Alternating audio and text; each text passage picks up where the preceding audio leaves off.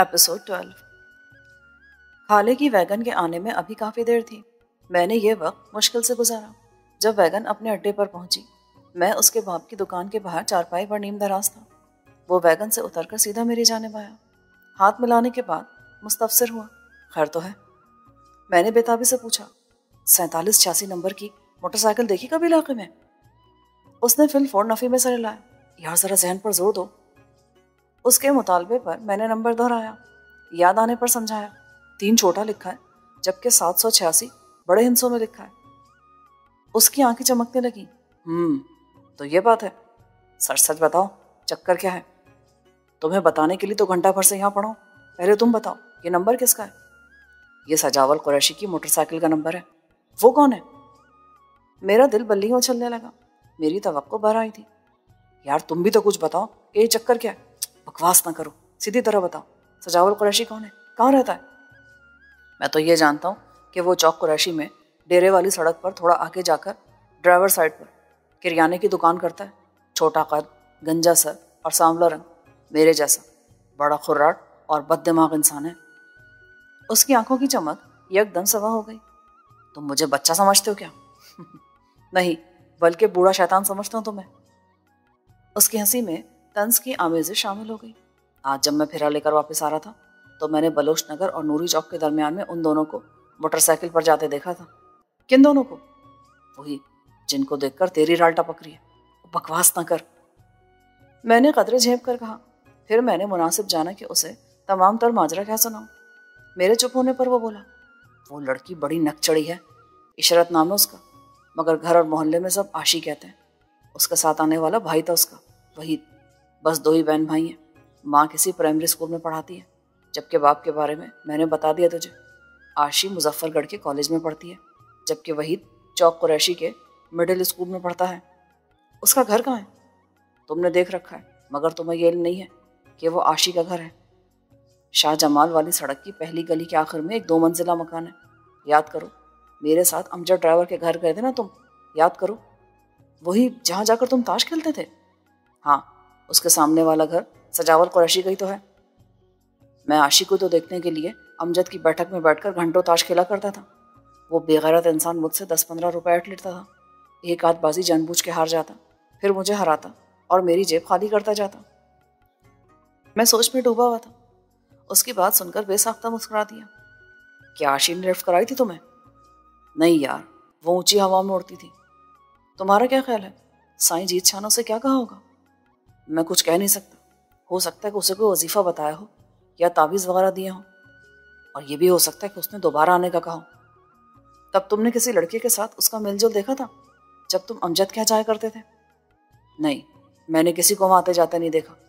ان دنوں وہ اسکول میں پڑھتی تھی، ماں کے ساتھ جاتی تھی اور ماں کے ساتھ واپس آتی تھی۔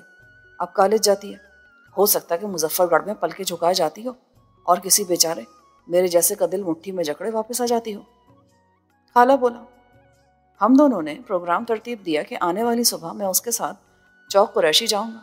وہ ملتان سدھارے گا اور اپنی اسما کو ایک نظر دیکھائے گا، جبکہ میں ممکنہ حد تک آشی کے بارے میں سن گن لوں گا۔ پہلے پھیرے کے بیچ میں کافی وقت فراغت کا میسر ہوتا تھا۔ خالہ عمومی طور پر یہ وقت اڈے والے ہوٹل پر اپنے پیٹی بھائیوں سے گپ شپ اور چاہ کی عیاشی میں گزارا کرتا تھا۔ جب پروگرام طے پا گیا تو خالے نے خوشامد آمیز لہجے میں کہا، یار شہرے، ایک خط اور لکھ دو۔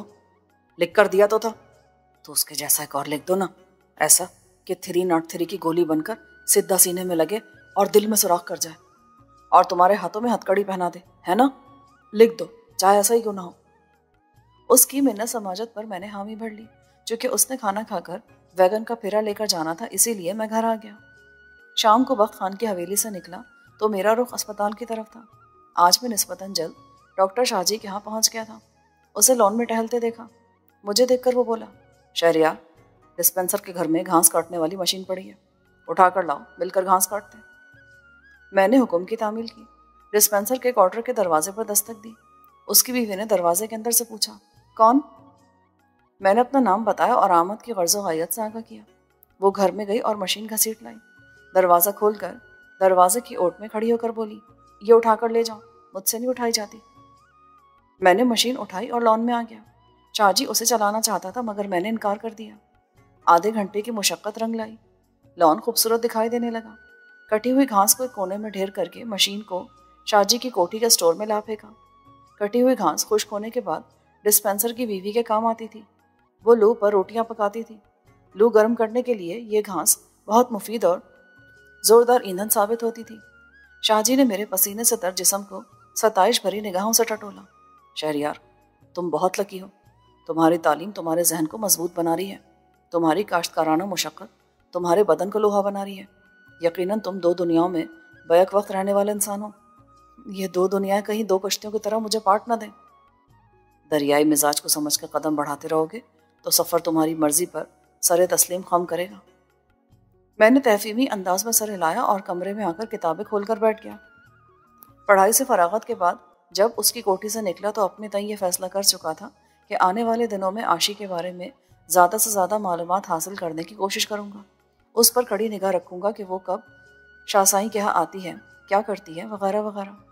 रात को तादेर नींद न आई और मैं आशी से राह रस्म बढ़ाने के तरीक़ों पर गौर करता रहा। अलग सुबह में तैयार होकर खाले के पास पहुंचा। शीदू के साथ बतौर माविन कंडक्टर चौक कुरैशी तक आया। वैगन अड्डे पर लगाई और खाले को मुल्तान रवाना करने के बाद डेरा रोड वाले वैगन अड्डे की तरफ निकल गया। मुझे खाले ने आशी की फैमिली से मुतारिफ होने का एक नादर नुस्खा बता दिया था, जिस पर अमल करते हुए मैं टहलते हुए बनियारी की दुकानों की तरफ निकल गया। एक दुकान पर से मैंने एक जनाना हार खरीदा। ये पीतल साख्ता था मगर आम नज़र में सोने का मुगालता देता था। मोतियों और सुनहरे धागे ने इसकी खूबसूरती में बहुत इजाफा कर दिया था। हार को जेब में डालकर मैं उस्ताद अमजद की गली में घुस गया। 2 मंजिला मकान तलाश करने में कोई दिक्कत पेश न आई। कुछ पसोपेश के बाद मैंने दरवाजे पर दस्तक दी। दरवाज़ा आशी के भाई ने खोला। मुझे देखकर वो घबरा सा गया। शनासाई की एक लहर उसकी आंखों में पल भर को दिखाई दी, फिर मौदूम हो गई। मुझे पहचाना? आपको कहीं देखा तो है, पर कहाँ, ये जहन में नहीं आ रहा। तुमने मुझे साईं जीत शाह के मज़ार पर देखा होगा। मैंने तुम्हें और तुम्हारी बहन को वहां देखा था, याद आया? उसकी आंखों में सरासीनगी सिमट आई। वो इधर उधर देखकर बोला, क्या काम है आपको? तुम दोनों मेरे सामने से गुजरकर अपनी मोटरसाइकिल की तरफ गए थे। मेरी साइकिल भी वहीं खड़ी थी। तुम्हारे जाने के बाद जब मैं अपनी साइकिल निकालने लगा तो मैंने एक हार ऐन उसी जगह पर पड़े देखा जहां तुम्हारी मोटरसाइकिल खड़ी थी। मैंने सोचा कि हार तुम्हारी बहन का गिरा होगा, मगर बाजी ने तो। ऐसे ही वक्त में उसके अक़ब में दरवाजे का एक ताक थोड़ा सा हिला और एक निस्वानी आवाज़ उभरी, कैसा हार बेटा? मेरी बेटी तो हार नहीं पहनती है। खाला जान, मैंने हार उस वक्त देखा था जब आपके बच्चे मोटरसाइकिल पर बैठकर मज़ार से निकल गए थे। मुझे नहीं इल्म कि वो हार आपकी बेटी का है या किसी और का। मैंने तो महज अंदाज़ा लगाया था। मुझे तो हार की कीमत का भी अंदाज़ा नहीं है कि वो सस्ता है या महंगा।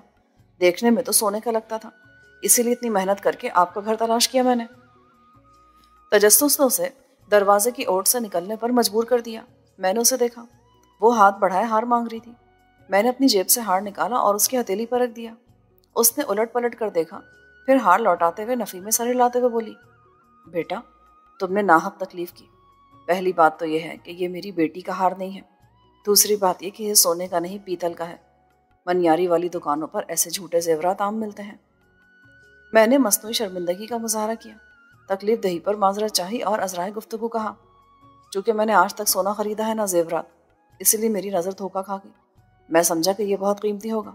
अगर पता होता कि यह मामूली नौयत का हार है तो वहीं पड़ा रहने देता या फेंक देता। उसने मुझे सराहती निगाहों से देखा, फिर अपने बेटे से मुखातिब हुई, बैठक खोलकर भाई को बिठाओ, मैं चाय बना लाती हूँ। मेरी मुराद बर आ रही थी। बज़ाहिर मैंने माजरत चाही। वो बोली, नहीं बेटा, किसी नेक माँ की औलाद लगते हो, चाय पिलाए बगैर नहीं भेजूंगी। चल वहीद, दर खोलना, बैठक दो। वहीद उसके पहलू से निकलकर अंदर की तरफ भाग गया। चंद सानियों के बाद उसने ड्राइंग रूम का गली में खुलने वाला दरवाज़ा खोल दिया और मुझे हाथ के इशारे से बुलाया। चंद लम्हों बाद मैं बैठक में था। कमरे की आराइश से ज़ौक़ और नफासत झांक रही थी। मैं वहीद के साथ महवे कलाम था जब उसकी माँ चाय का कप ट्रे में रखे बैठक में आ गई। उसने चाय मेरे सामने मेज़ पर रखी, बैठक का बैरूनी दरवाज़ा बंद किया और कुर्सी में बैठ गई। मैं चाय पीता रहा। वो मुझे देखती रही और मुझसे मेरा बायोडाटा पूछती रही। पढ़ा हूँ तो कहाँ तक पढ़ा हूँ, आगे क्या पढ़ने का इरादा रखता हूँ। उसने चंद ही मिनटों में अनगिनत सवालात मुझ पर कर दिए। उसने मुझसे मेरे घर का पता भी दरियाफ्त किया और अच्छी तरह समझने के बाद बोली, मैं कभी तुम्हारे घर आऊँगी और तुम्हारी बहन से मिलूँगी। तुम मुझे बहुत अच्छे लगे हो। मैं उसकी निगाहों को अच्छा लगा था। वो मेरे दिल को भाई थी। अधेड़ उम्री में भी खूबसूरत दिखाई देती थी।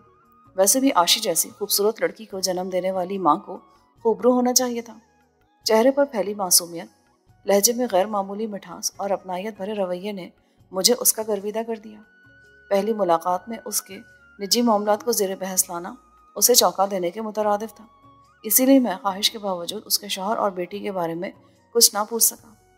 उसके पास से उठने को जी नहीं चाहता था, मगर ज़्यादा देर बैठना भी मायूब और बेमहल था, इसीलिए बादल नाखास्ता उठना पड़ा। इजाज़त लेकर आशी के घर से निकला और दिल ही दिल में खाला उस्ताद जिंदाबाद का नारा लगाते हुए वैगन के अड्डे की तरफ चल दिया। खाले ने ही मुझे आशी के दरवाजे पर दस्तक देने के लिए मजबूत जवाब फराहम किया था। मुझे मानना पड़ा कि उसका जहन शैतान की राजवाड़ी था। हर मुकफ्फल दर की चाबी उसके हाथ से मैसर आ जाती थी। आकर होटल के हिमाचे पर मैं नींद दराज हो गया। मुझे देखकर 2-4 ड्राइवर इकट्ठे हो गए। उन्हें खाले की कमी बुरी तरह महसूस हो रही थी। आज खाला अपने वक्त पर नहीं पहुंचा। मुझे तशवीश हुई। शेदू ने वैगन की रवानगी का वक्त होने की इत्तला दी और हस्बे आदत ड्राइविंग सीट पर बैठकर हॉर्न बजाने लगा। सवारियां खुदकार मामूल के मुताबिक वैगन की सीटों पर बराजमान हो गई थी, इसीलिए वैगन को अड्डे से निकालना पड़ा। मुझे वैगन समेत नूरपुर में 1 घंटा ठहरना था, जो मुझ पर कठिन साबित हुआ। खुदा खुदा करके रवानगी का वक्त हुआ और मैंने वैगन नूरपुर से निकाली। चौक कुरैशी वाले वैगन अड्डे पर पहुंचा तो पता चला खाला अभी तक नहीं पहुंचा था। दिल में बेतरह की खुदबुद होने लगी। अस्मा खानजादी थी। उससे बैद ना था कि वो खाले को किसी मुसीबत में डाल देती। जो जो वैगन की रवानगी का वक्त करीब होता जा रहा था, मेरे इस्तराब में इजाफा होता जा रहा था। दिल में मुतादिद बुरे ख्यालात आए। हर बार अल्लाह खैर करे का जुमला बेख्तियार दिल से दुआ बनकर निकला और लबों पर मचल गया। खाला दिखाई दिया तो दिल को चैन आया। हस्ब साबिक उसकी चाल और चेहरे बशरे से आया जोश की कैफियत ने मुझे उसके बताने से पहले ही समझा दिया कि खाले की वापसी नहीं बल्कि ये टार्जन की वापसी थी। होटल वाले को बुलंद आवाज़ में चाय का ऑर्डर देने के बाद वो मेरे पास बैठ गया। मैंने गिला किया, इतनी देर लगा दी तुमने खाले उस्ताद, कुछ तो ख्याल करते। दिल में बुरे बुरे ख्याल आ रहे थे कि कहीं जंगली बिल्ला हैदर खान की कुड़की में ना फंस गया हो। उसने अपनी मूंछों को बल दिया, कॉलर खोलकर गिरेबान को कंधों पर डाला और फखर से बोला, दत्तरे की बुज़दिल कहीं का, और खाला गया था को नत्थू खरा नहीं गया था कि फंस जाता। समझो कि बिल्ली फंस गई है मोहब्बत की कुड़की में। हाँ बिल्ली फंस गई। ये बताओ इतनी देर कहाँ लगा दी तुमने? वो इर्द गिर्द देख कर बोला, मैं हुसैन आगा ही चला गया था, खाली हाथ जाना अच्छा नहीं लगा, सोचा कि कोई तोहफा ही ले जाऊं। फिर क्या? कोई शाही पसंद नहीं आई। तुम्हारे पास पैसे कितने थे? कल के 2 फेरों का सारा कैश मेरे पास था। खर्च कर देते तो खान को क्या जवाब देते? वो तो तुम्हारी चमड़ी उधेड़ के रख देता। और परवानी, दमड़ी के लिए चमड़ी की कुर्बानी तो देनी ही पड़ती है। ये तुम्हारे जैसे किसी अहमक इंसान का कौल ज़री लगता है मुझे। वो ये मेरा अपना कौल है, बकवास ना कर और कान खोलकर मेरी फतेहयाबी का माजरा सुन, दंग रह जाओगे। चाय सर्व कर दी गई। वो चाय पीने के साथ साथ मुझे दिन भर की कारगुजारी बताता रहा। मैं इन्हमाक से सुनता रहा। वो हुसैन आगाही से बेनीले मुराम निकला था। दिल बोझल सा था। महबूबा के पास खाली हाथ जाने पर तबीयत पुरमलाल थी। उसने अपने जैसे किसी ड्राइवर को जहाँ फांसा। उसके प्लान में एक रिक्शे की अशद ज़रूरत थी। रिक्शा ड्राइवर के साथ उसने अपनी मर्जी के मुताबिक सौदेबाजी की और उसे लेकर कॉलेज के गेट पर पहुंच गया। रिक्शे से चंद कदमों की दूरी पर खड़ा होकर इंतजार करने लगा। आधे घंटे बाद उसे अस्मा की कार दिखाई दी। वो उसके करीब से गुजर गई। उसे अफसोस हुआ कि जिसके लिए वो इतनी मुसाफत तय करके यहाँ पहुंचा था, उसने उसे एक नज़र देखने की जहमत भी गवारा ना की। वो जल्दी से रिक्शे में बैठा और कार के ताक़ुब में रवाना हो गया। स्कूलों और कॉलेजों में छुट्टी होने पर शहर में गहमा गहमी खतरनाक हद तक बढ़ जाती है। खवे से खवा चलता है तो लोगों का कीमती वक्त ज़ाया होता है, मगर आशिकों की चांदी हो जाती है।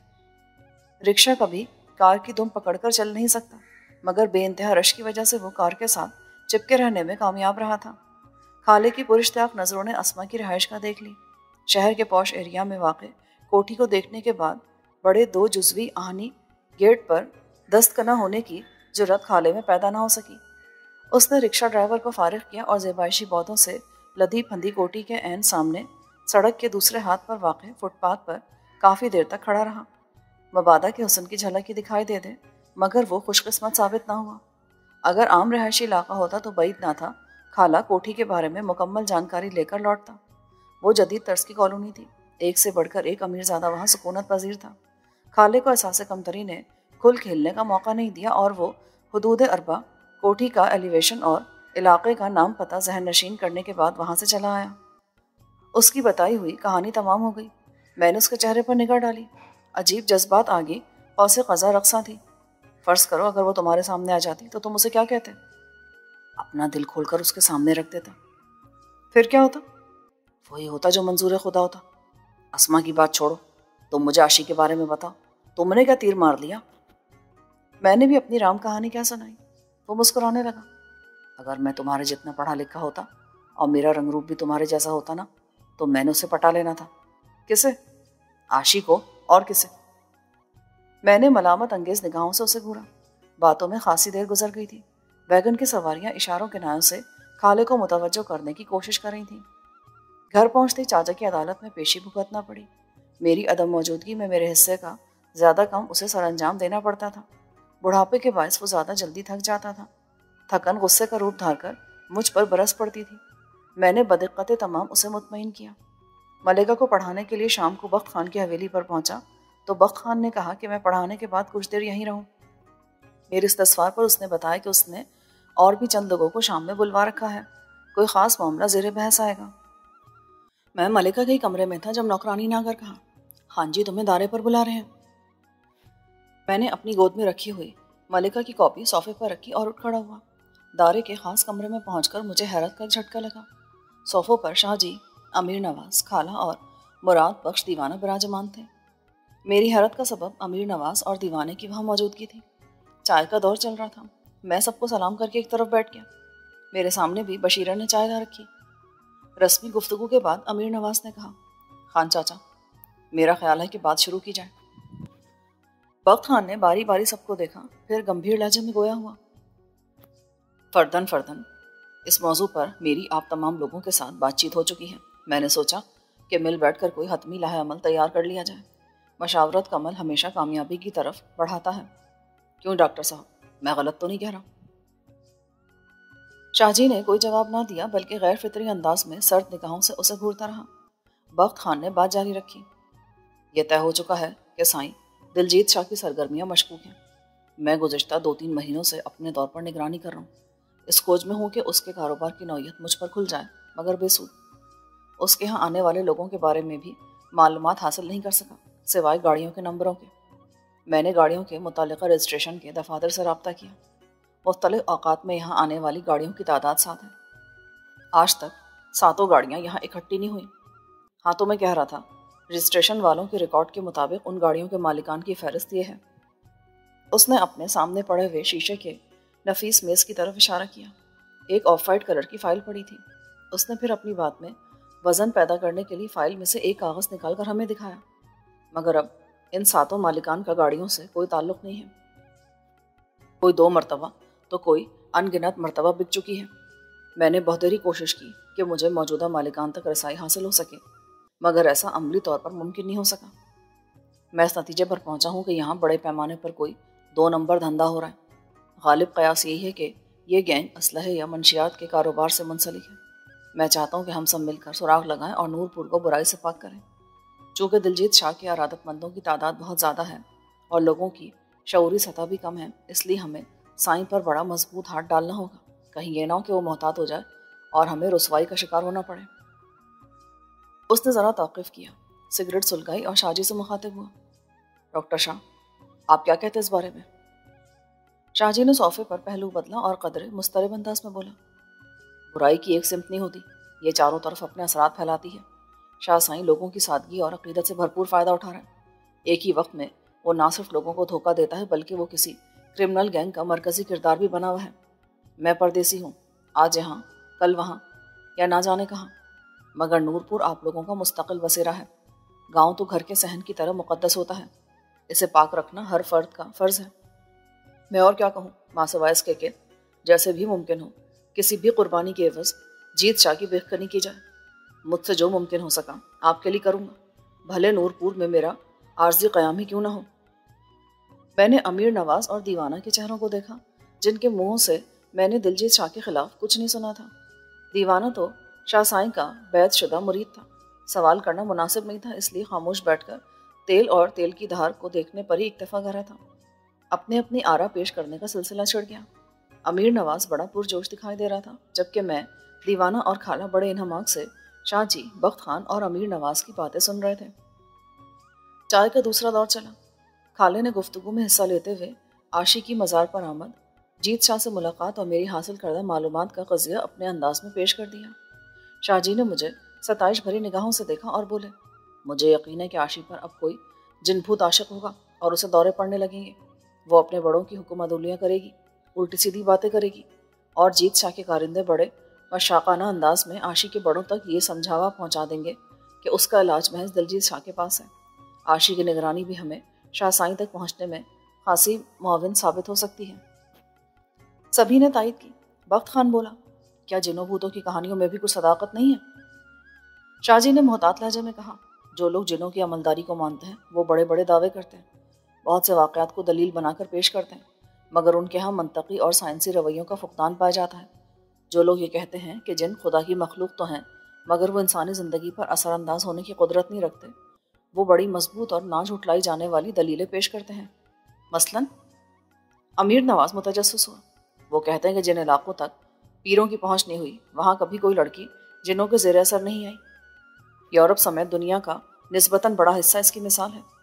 یہ لوگ اوقاف کو جنوں، پریوں اور دیوزادوں کا مرکز بیان کرتے ہیں، مگر وہاں ایسا کوئی مظہر آج تک سامنے نہیں آیا۔ ترقی یافتہ شہروں کی خوبصورت اور نازک اندام لڑکیوں تک بھی جنوں کی رسائی دیکھنے میں نہیں آتی۔ پھر کوئی بھی وجہ تو سامنے نہیں آتی کہ آخر دیہاتیوں پر ہی یہ نادیدہ مخلوق کیوں حملہ آور ہوتی ہے۔ رائی ہو تو اس کا پہاڑ بنا جاتا ہے، آخر کسی نہ کسی حد تک تو۔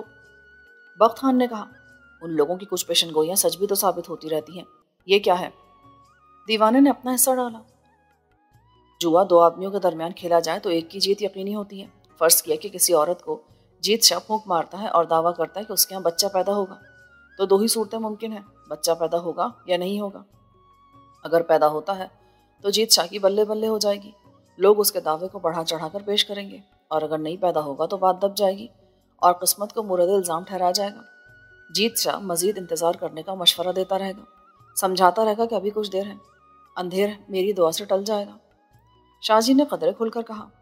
خالہ استجاب آمیز آواز میں بولا، تو کیا ان لوگوں کی دعا سیدھی عرش پر نہیں جاتی؟ ہر دعا عرش پر جاتی ہے، اللہ ہر کسی کی سنتا ہے، وہ ہر ایک سے محبت کرتا ہے، مگر جو اس کے پیارے ہوتے ہیں ان کی مراد جلد پوری ہو جاتی ہے۔ کون اس کا پیارا ہے یہ تعین ہم کیسے کر سکتے ہیں؟ نشانیاں دیکھ کر۔ آخر اللہ بھی تو اپنی نشانیوں سے ہی دکھاتا ہے نا؟ میں نے پوچھا۔ بالکل ٹھیک کہا تم نے، مگر نشانیوں کو ہمیشہ آنکھ پر عقیدت کی پٹی باندھے بغیر دیکھا جائے تو سب کچھ واضح ہو جاتا ہے۔ خدا نے اپنی جو نشانیاں بیان کی ہیں وہ سائنس، منطق اور ذہنی استدلال پر پوری اترتی ہیں، ان میں سے کوئی ایک بھی ماورائی یا غیر فطری نہیں ہے۔ یہاں جن نشانیوں کو بیان کیا جاتا ہے، جن کرامتوں کا ذکر کیا جاتا ہے، انہیں عقیدت بھرا دل تو قبول کر لیتا ہے، مگر وہ کسی بھی پیمانے پر، کسی بھی کسوٹی پر اپنی سچائی ثابت نہیں کر سکتی۔ میں سائیں جگجیت شاہ کو نہیں جانتا، میں نے دلجیت شاہ کو دیکھا ہے، مجھے اس میں کوئی بھی ایسی نشانی دکھائی نہیں دی جو اس کا اللہ سے قرب کا رشتہ آشکار کرتی ہو۔ بہت دیر تک شاہ جی نے اس موضوع پر ہمارے سوالوں کے جواب دیے اور ہمیں از حد مطمئن کیا۔ پھر یہ طے پائے کہ میں عاشی کی، جبکہ خالہ اور امیر نواز جیت شاہ کی خفیہ نگرانی کریں گے۔ دیوانے کے ذمے یہ کام لگایا گیا کہ وہ بدھ اور جمعرات کی درمیانی رات میں آنے والوں کو گھیرنے کا پلان ترتیب دے گا۔ اسے تفویض کیا گیا کام مشکل تھا، مگر بخت خان کو اس کی ذہانت پر بھروسہ تھا۔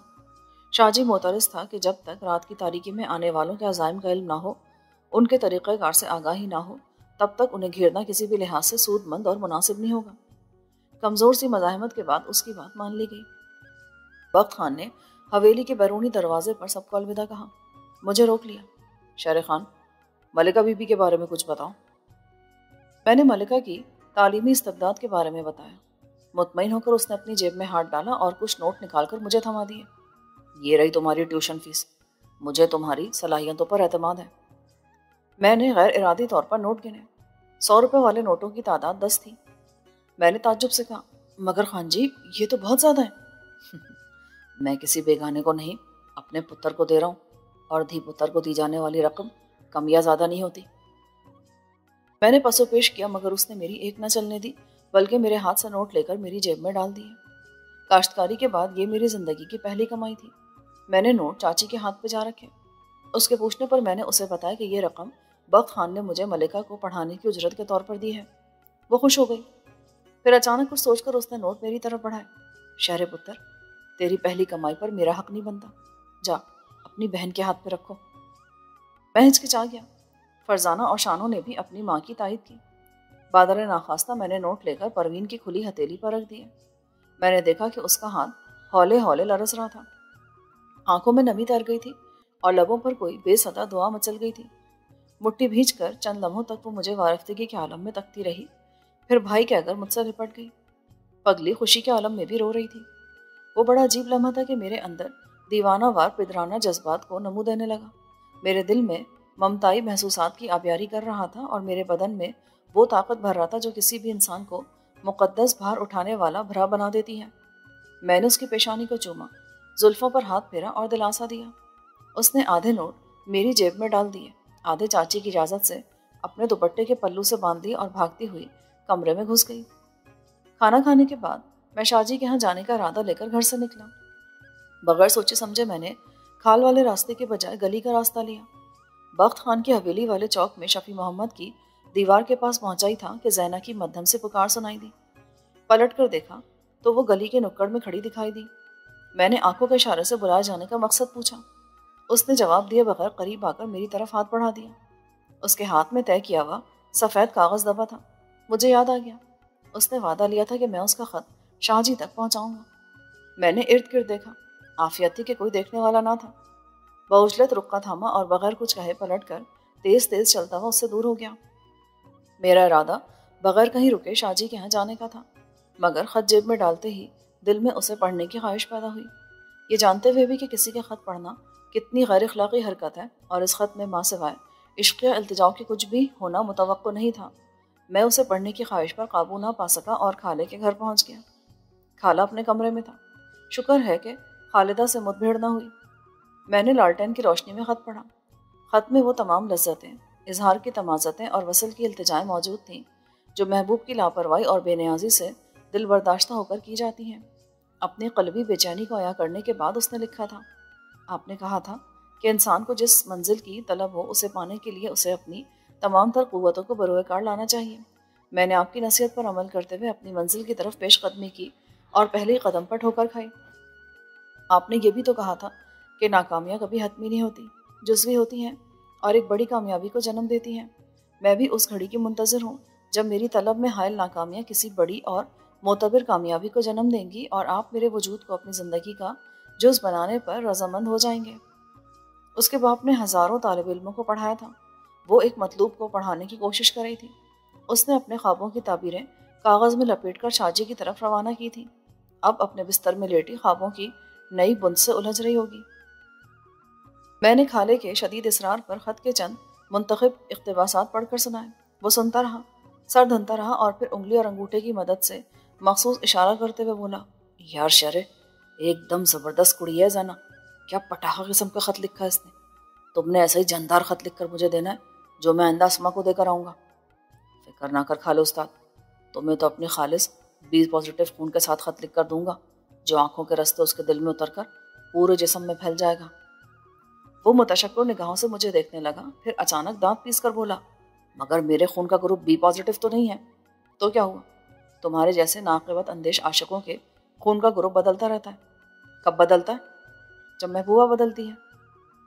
چند لمحوں تک وہ مجھے برانگیختہ نظروں سے دیکھتا رہا، پھر پٹری بدل گیا۔